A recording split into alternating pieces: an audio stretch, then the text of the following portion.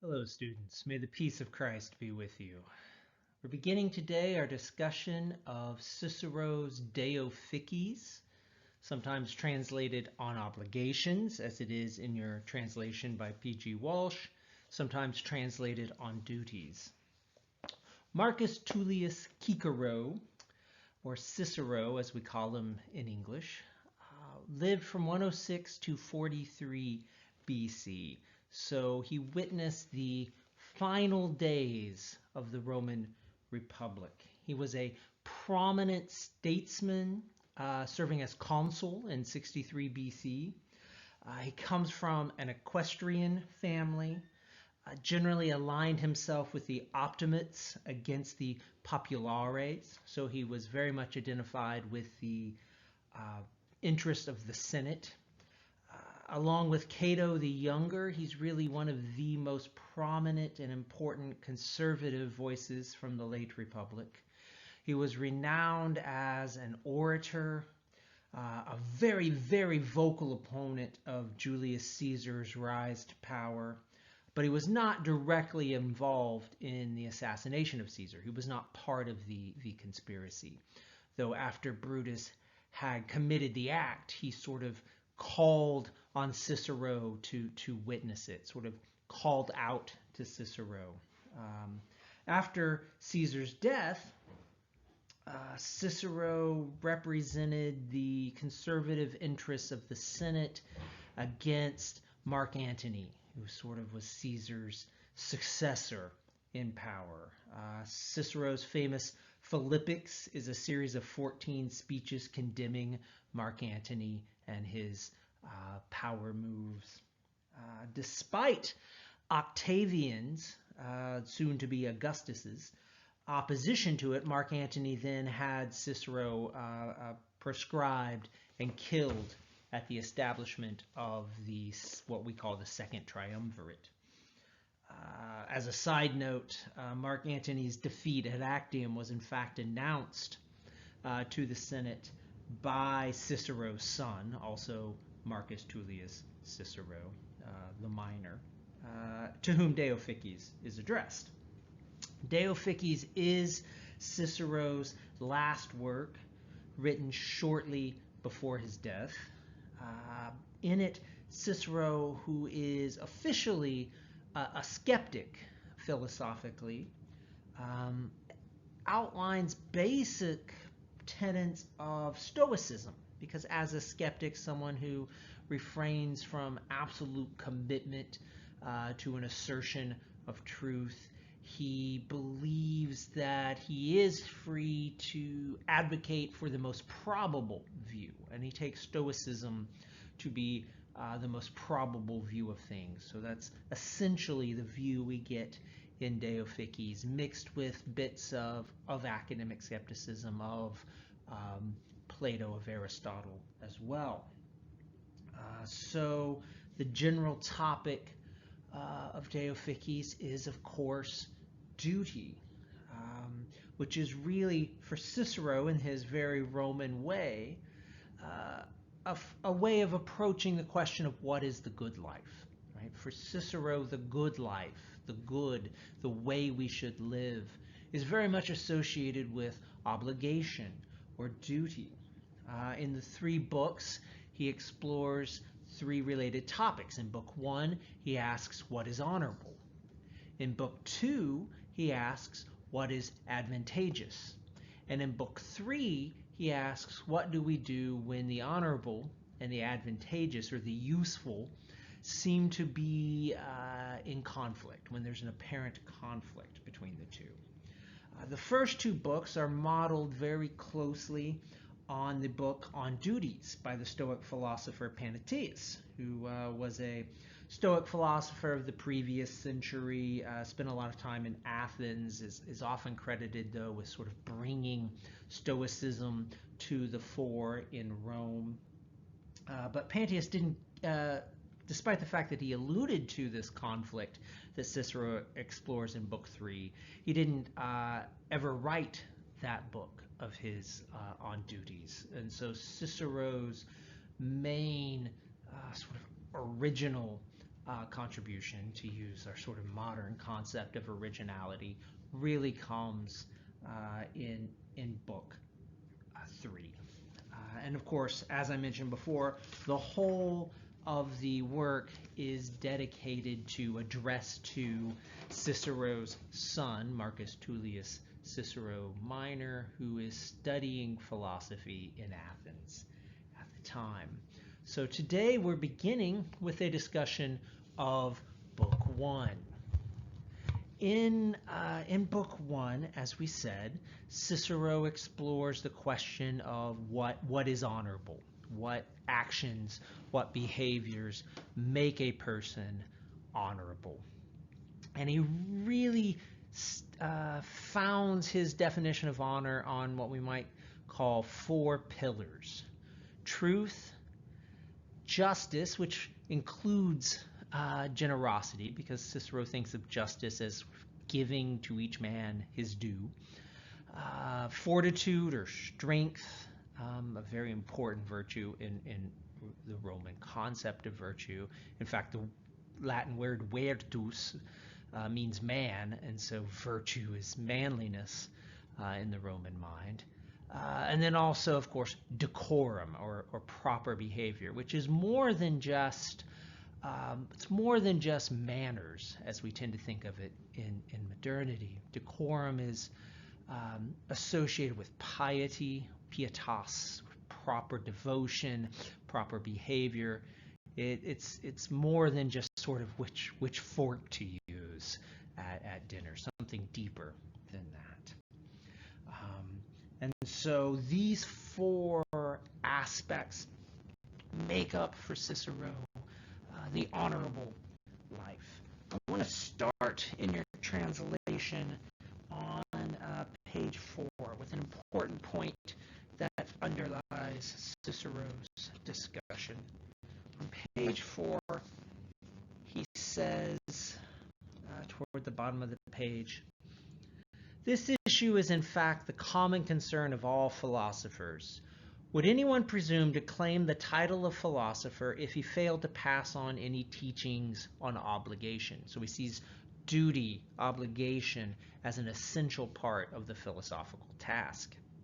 "Yet several schools undermine obligation in general by their theories of the supreme good and the supreme evil." As we'll see, Cicero has particularly harsh things to say about the Epicureans, who see pleasure as the highest good. "The philosopher who claims that the highest good has no connection with virtue and measures it by his own interests rather than by what is honorable cannot cultivate friendship, justice, or generosity so long as he remains consistent in his views and is not prevailed upon by his own better nature." So he's sort of subtly saying some people are better than their convictions. Some people behave better than their convictions.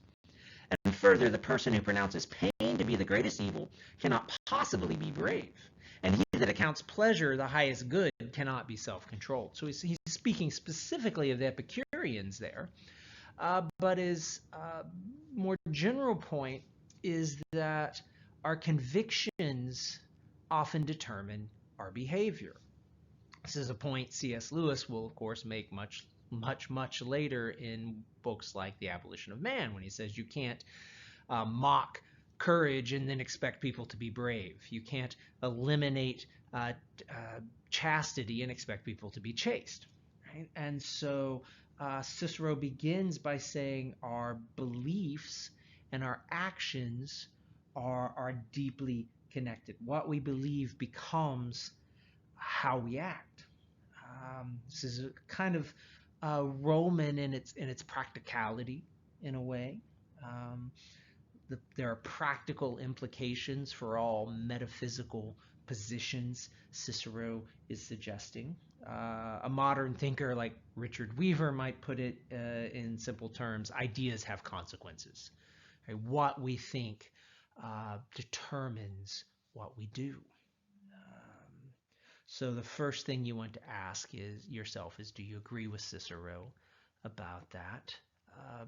But we want to understand it is a very important point for him, that for Cicero, as we'll see later in the discussion, the active life and the contemplative life are not necessarily two distinct things, that the two interact and in some way depend upon one another. So Cicero's first pillar of honor, truth. Let's start with that because Cicero starts with that. And we might want to ask ourselves, why start there? Why start with truth as the first pillar? And of course, in a lot of ways, we can see that a commitment to truth underlies all other commitments to virtue. It's hard to imagine an ethics without an epistemology that insists upon truth. Now, people try, obviously, often in the modern world. But Cicero begins with truth because for him, a commitment to truth is necessary for a commitment to any of the other virtues that make up the honorable life. So his first pillar is truth. And he answers, he grounds his argument, in fact, in the view that truth is an essential part, or a commitment to truth, or the valuing of truth is an essential part of human nature. On page 7 of the Walsh translation, we see him make this point at some length. He says, especially unique to man is the search and scrutiny into truth. And so we'll read more of that passage in a second, but I just want to pause to see that he sees the search for truth as a unique quality of human beings. And in the Aristotelian tradition of defining a thing by, or defining it by its telos, its end, its purpose, and defining that end or purpose by what distinguishes it from other things, he's essentially saying human beings are made for truth. Human beings are made for truth. It's part of who we are. He says, that is why when we are free from unavoidable business and concerns, we are eager to see, hear, and learn things. We reckon that, and of course he's in some ways speaking of us at our best there. We reckon that the acquisition of knowledge of hidden or remarkable features is necessary for the happy life. This fact enables us to appreciate that what is true, simple, and genuine is what is most suited to man's nature. Associated with this eagerness for the vision of the truth is a kind of aspiration for leadership, so that the mind, well fashioned by nature, is willing to obey only a moral guide or teacher or commander who issues just and lawful orders for our benefit. From such an attitude, greatness of soul, that's a concept that Cicero will refer to a lot, especially in Book One, greatness of soul. From such an attitude, greatness of soul develops an indifference to purely human concerns. So this human quality of a commitment to truth leads to a kind of transcendent commitment to something beyond just our petty everyday concerns. He goes on, however, it is no trivial dispensation of nature and reason which makes man alone of living creatures aware of the nature of order and propriety and due measure in deeds and words. The result is that no other creature shares his awareness of the beauty, charm, and harmonious structure which lie before our eyes. And nature and reason, transferring this by analogy from eyes to mind to judge and ensure that such beauty, regularity, and order are to be maintained much more in our design and actions. Their concern is to do nothing which is unsightly or degenerate, to do or to contemplate nothing capricious in all our actions and beliefs. These are the qualities which kindle and fashion that honorable conduct which we seek. Even if we were not accorded a claim, it would still be honorable, for we rightly call it praiseworthy by nature, even if no one praises it.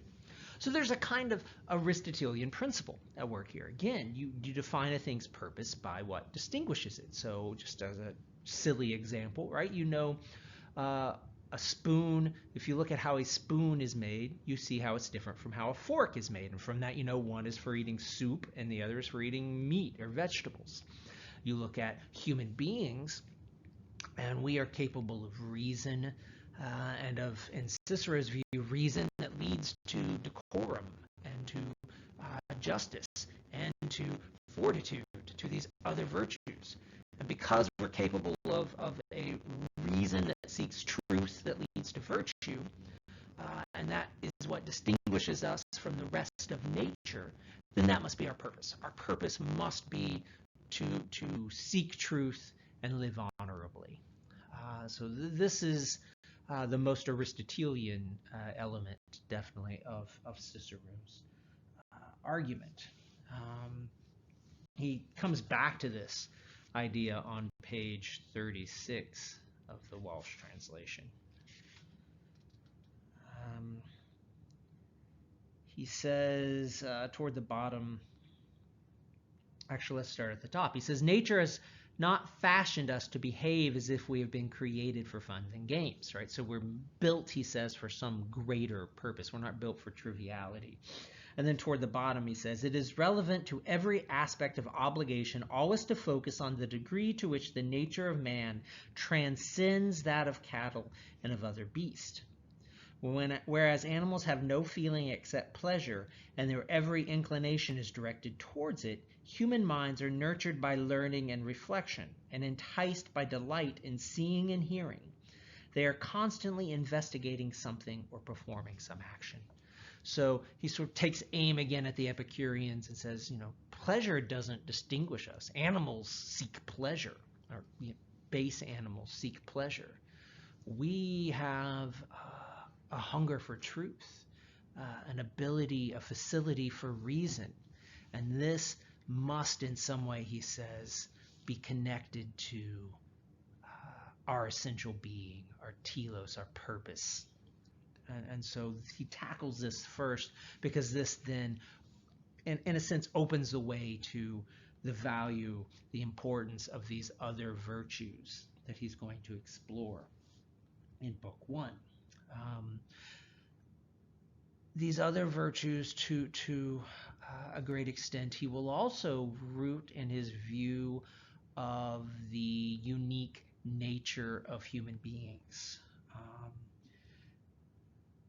Many of his points about justice, fortitude, and decorum are rooted in a connected principle in Cicero that human beings who are made to seek truth are also made to live together in community, or we might say society, or even civilization, right? That human beings are distinguished from the rest of the natural order by our, we might say, civilization building capacities and instincts. And so essentially for Cicero, man's nature is truth-seeking and communal. He makes this point on page 53.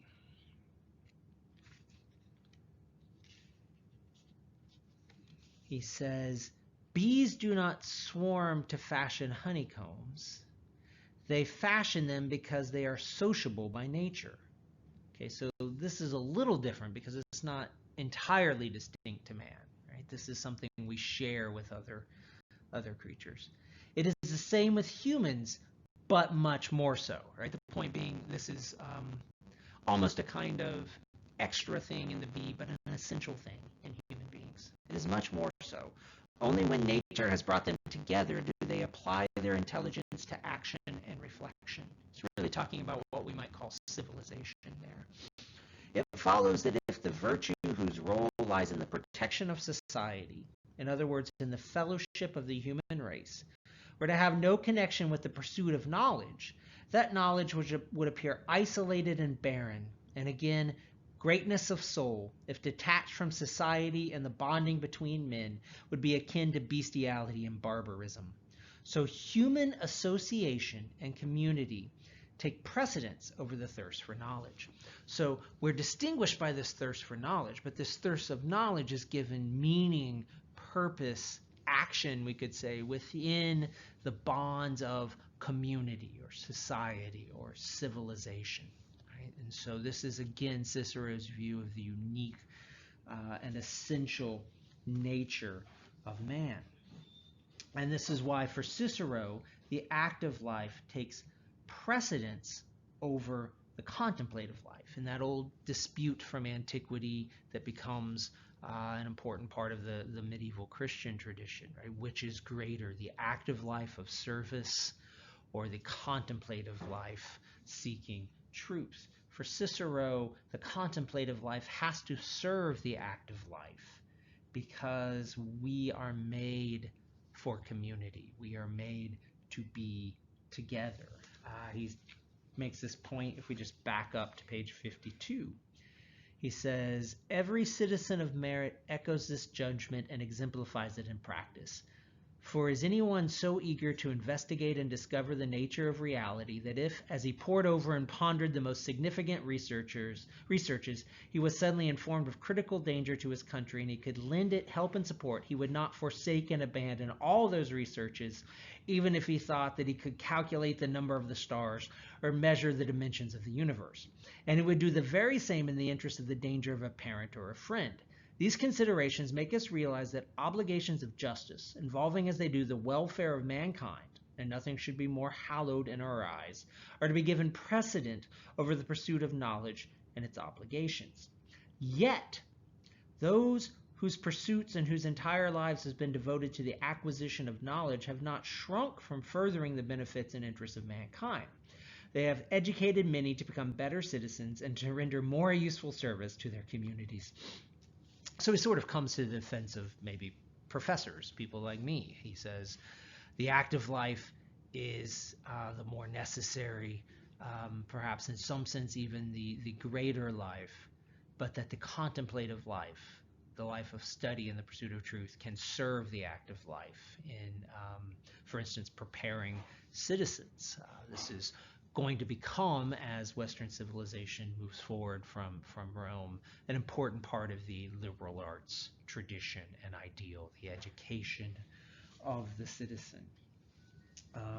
So he has many important points rooted in this view of man's communal nature, including the very Roman view that not only is public service or the life of public service good, that it is obligatory, that it is part of one's duty. As he says on page 11, we should ask ourselves whether Plato's remark about philosophers, that they are just because they search for the truth and despise and have no time for the burning ambitions which cause most men to battle it out with each other, is not actually adequate. So he's taking some exception with Plato's tendency to emphasize the withdrawal from public life for the pursuit of a kind of pure truth.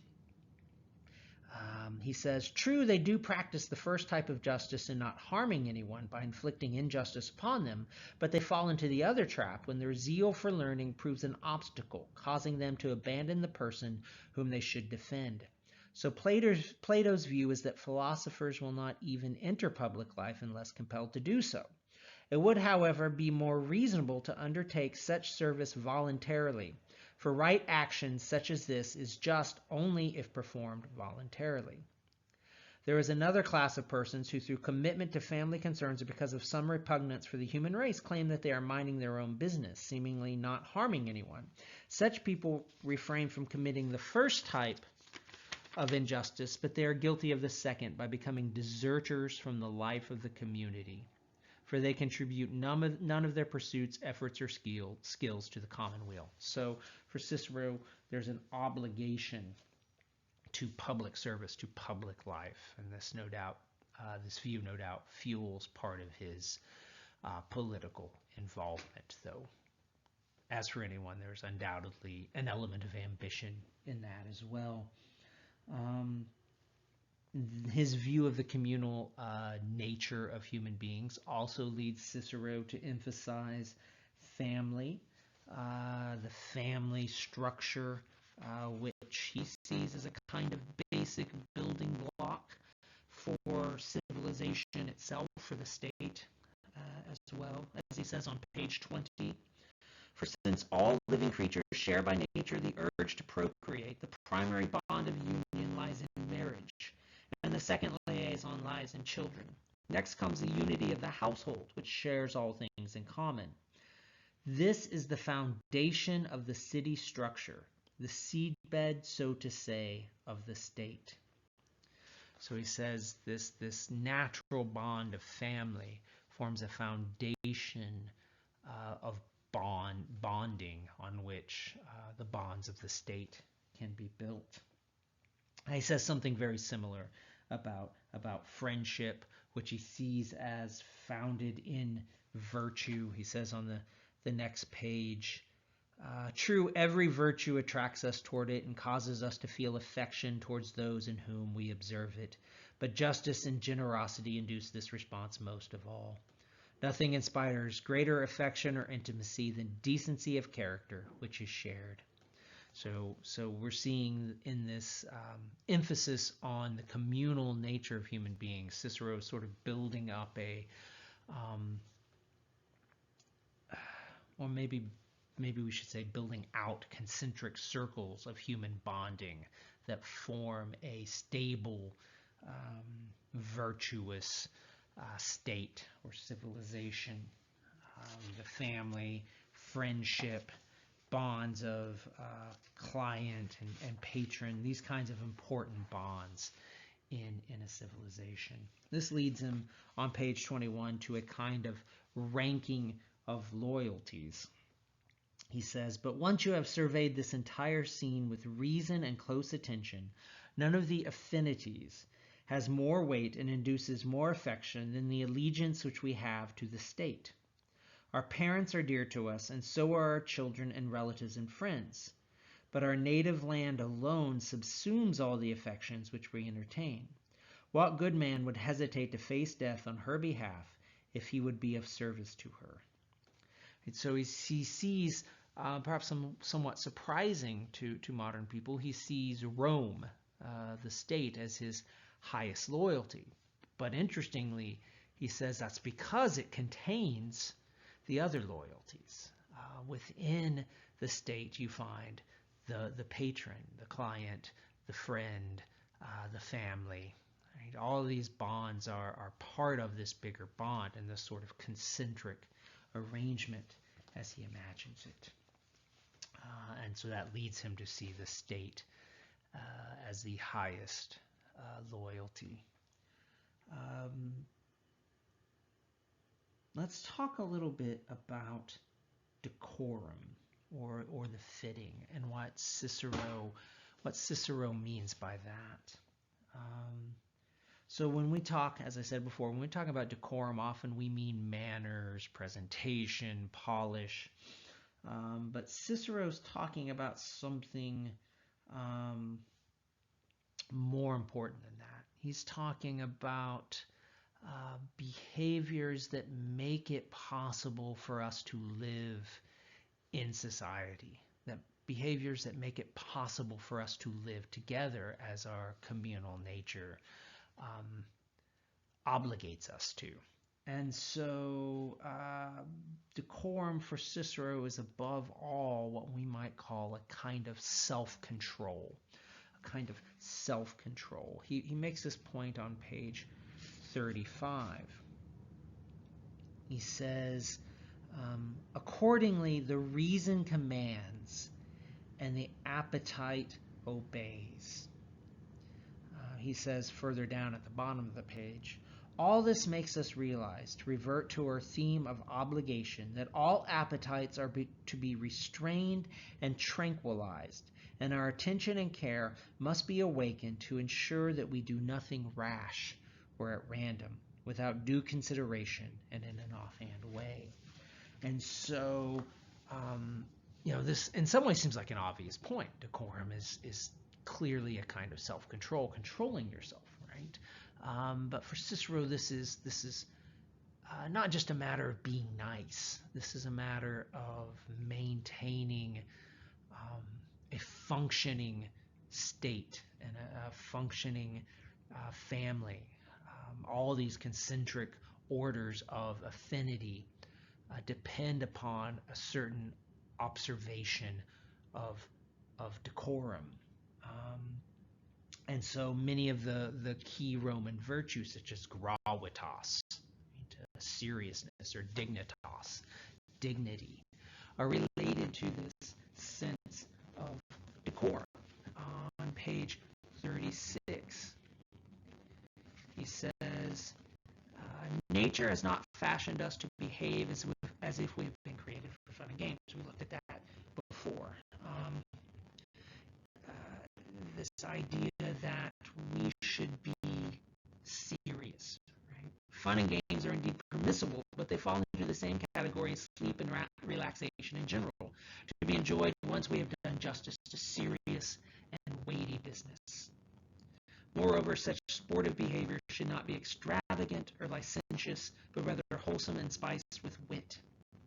Right? And so this sense that you ought to be a serious person, right? This very Roman idea of gravitas and dignitas. You ought not to embarrass yourself publicly. He says on page 44, there are two kinds of beauty. Comeliness resides in the one, and dignity, or dignitas, in the other. So we are to consider the first as suited to women and the second to men. So any adornment unworthy of a man should be isolated from his person, and should be careful not to betray a similar effeminacy in his gestures and movements. Right, so dignity, he says, is as essential to manhood as he saw beauty to be to womanhood. It's an adornment of the sex. It's part of what it means to be a man, to be dignified. He says it's a very Roman view as well. And this idea of decorum, of dignity, and of seriousness, gravitas, this leads Cicero to make a distinction, or to follow an already made distinction, between the liberal and the servile professions or arts. So in other words, those occupations that are appropriate to the free man, liberal from the Latin liber, for free, or as opposed to those appropriate to the slave, the servile professions. He talks about this on page 50. He says, to turn now to professions and gainful occupations, the tradition which we have inherited about which of them are to be regarded as suitable for a free man and which are demeaning is on these lines. First, those ways of money-making which inspire general loathing, such as those of customs officials and moneylenders, are regarded as contemptible. And so basically there are appropriate ways to make a living, appropriate occupations, and debasing ones, he says. And this will be a very influential idea, but it's not related for Cicero, as it is for some Greek thinkers, simply to labor and leisure, right? Because Cicero, in some ways, sees some very laborious occupations as, in fact, appropriate for the free man. He says, in fact, on page 51, but of all profit-making activities, none is better, more fruitful, more enjoyable, more worthy of a free man than agriculture.